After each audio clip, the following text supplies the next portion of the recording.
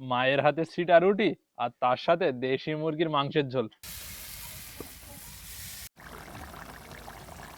দেখতে দেখতে শীত চলে গেল। মাঘ মাসেরও 16-17 দিন হয়ে গেল। তো আমি আজকে ধরে নিয়েছি একটা দেশি মুরগির ধাড়ি, পাতলা লাল লাল ঝোল করে রাখবো। দেখ দেখ দেখ দেখ একটা ধাড়ি মুরগি ধরে নিয়েছি বাবা, আজ জবাই করবো। শিগগিরই তাড়াতাড়ি জবাই করে দাও। আরে মোবাইল খাও তো সারাদিন, মোবাইলে কি পাগল তো কি জানিয়ে দাও, আগে মুরগিটা জবাই করে দাও। আমি আজ লাল লাল ঝোল করে আনবো বাপ। ভালোই তো হইলো, শীত তো প্রায় চলেই যাচ্ছে, আর দেশি মুরগির মাংস শীতের মধ্যে খাওয়ার মজাই আলাদা। হ্যাঁ তাড়াতাড়ি জবাই করে দাও। কিভাবে রান্না? ওই যে লাল লাল ঝোল করে আনবো, সাথে মা দুটো ছিটা রুটি করে দিই। ও তাই তাই আচ্ছা ঠিক আছে, তুমি জবাই করে দাও। তাহলে যাই, আমি জবাই করে নিয়ে আসি। দাও। গোস্ত কোটা হয়ে গেছে। মা কি হইলো? গোস্ত তো কোটা হয়ে গেল, তো এত বড় একটা মুরগির গোস্ত কটটুক হইলো?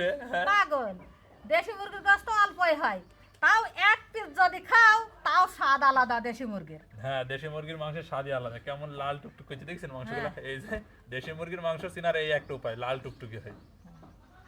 এবার গোস্ততে নুন হলুদ মাখে থুয়ে দিয়ে মশলাপাতি বেটে নেব। মশলায় নিয়েছে ধোয় নিয়ে জিরে এলাচি ফল লবঙ্গ, এবার বেটে নিয়েছে আদা আর রসুন। মশলাপাতি বাটা হয়ে গেছে, কড়াতে দিয়েছি তেল, তেল গরম হয়ে গেছে, এবার পেঁয়াজ কুচি দিয়ে দিলাম কাঁচা ঝাল কাটা। এবার ঝাল আর পেঁয়াজটা একটু তেলে ভেজে নেব। এবার মশলা বাটাগুনা দিয়ে দিলাম। এবার দিয়ে দিলাম কাঠ আর তেজপাতা, শুকনো ঝালের গুঁড়ি, হলুদ গুঁড়ি, স্বাদ মতো নুন দিয়ে দিলাম। মশলাটা কষে নেওয়ার জন্য একটু পাটা ধোয়া পানি দিয়ে দিলাম। মশলা কষে নেওয়া হয়ে গেছে, মুরগির গোস্তটা দিয়ে দিলাম, দিয়ে ভালো করে আউজি নেব। এবার আস্তে আস্তে জাল দিয়ে একটু সময় নিয়ে ভালো করে গোস্তটা আউজি নেব। গোস্তটা আউজি নেওয়া হয়ে গেছে, আর পরিমাণ মতন মদি দেবো। দাঁড়াও মা, মো পরে দিও, আমি আগে একটু খেয়ে দেখি তোমার সবকিছু ঠিকঠাক আছে কিনা। আচ্ছা ঠিক আছে, দেখো নাও। সেই কি দেখা তো মানে একটা বাহানা মাত্র। সবচাইতে বড় কথা, এরকম আওজানো মাংসটাই কিন্তু বা গোস্তটাই খেতে হেভি দারুণ লাগে আমার সাথে। গরম তাহলে মদি দিলাম বা দিয়ে দাও। নুন ঝাল তো ঠিক আছে দেখাইছি। হ্যাঁ, খালি পরিমাণ মতন মদি দিলাম।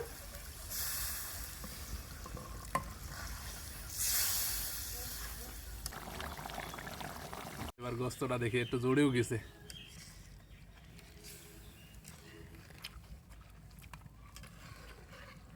সুন্দর সেদ্ধ হয়ে গেছে মা, মানে প্রায় সেদ্ধই হয়ে গেছে, আর বেশি সময় লাগবে না হয়তো।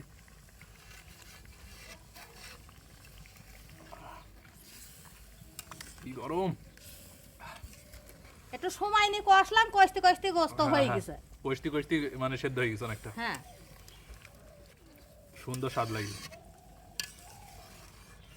গরমের জ্বালায় খেতেই পারছি নি। এরকম আওজানো গোশি খেতে কিন্তু দারুণ লাগে।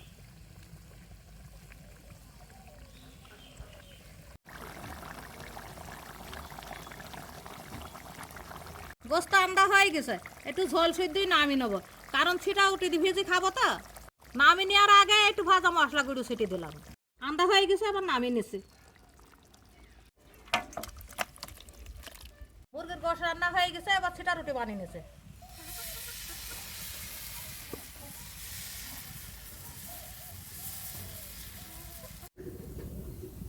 ছিটা রুটি বানানো হয়ে গেছে, এবার ভাজ দিয়ে তুলে নেবো।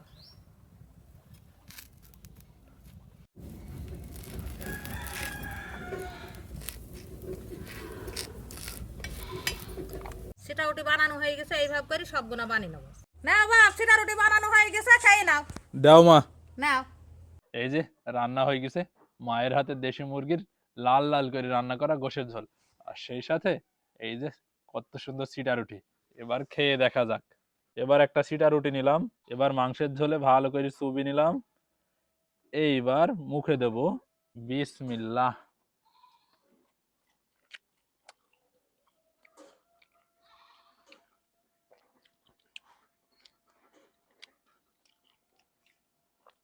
দুর্দান্ত, কোনো কমতি নেই।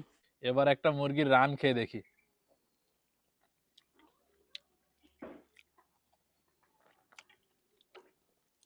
আর মাংসটাও একদম পারফেক্ট সিদ্ধ হয়েছে। আর এই শীতের শেষ সময় এসি এইভাবে দেশি মুরগির মাংস খাওয়ার মজাই আলাদা।